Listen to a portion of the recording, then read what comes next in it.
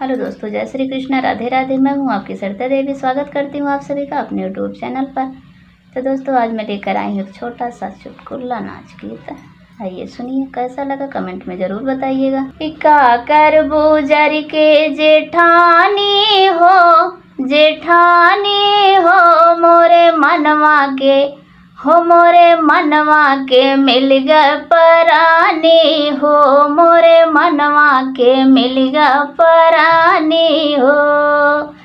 का कर बुजर के जेठानी हो, का कर बुजर के जेठानी हो, जेठानी हो मोरे मनवा के, हो मोरे मनवा के मिलल परानी हो, मोरे मनवा के मिलल परानी हो।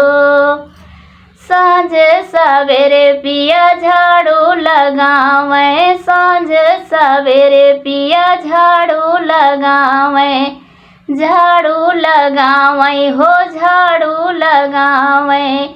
हमका कहाँ बैठा रानी हो, हमका कहाँ बैठा रानी हो, रानी हो मोरे मनवा के, हो मोरे मनवा के मिलल परानी हो, मोरे मनवा के मिलल परानी हो।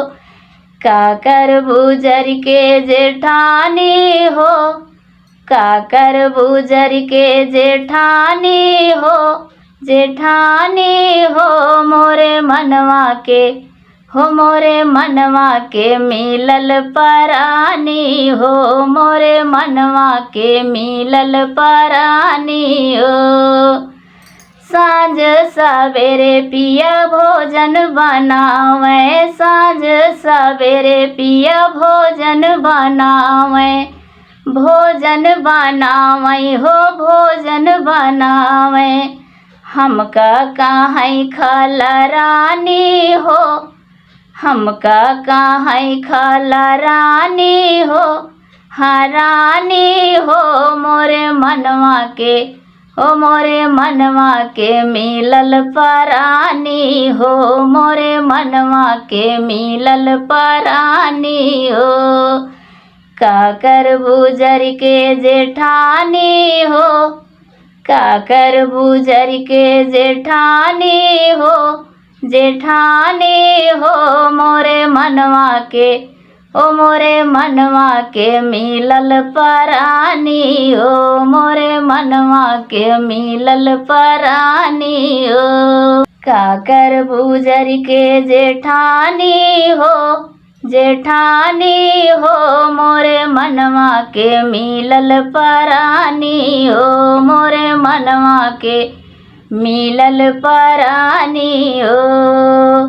सांझ सवेरे पिया बिस्तर लगावे, सांझ सवेरे पिया बिस्तर लगावे, बिस्तर लगावे हो बिस्तर लगावे। हमका कहाँ सुता रानी हो, हमका कहाँ सुता रानी हो, हाँ रानी हो मोरे मनवा के, ओ मोरे मनवा के मिलल परानी हो, मोरे मनवा के मिलल परानी हो।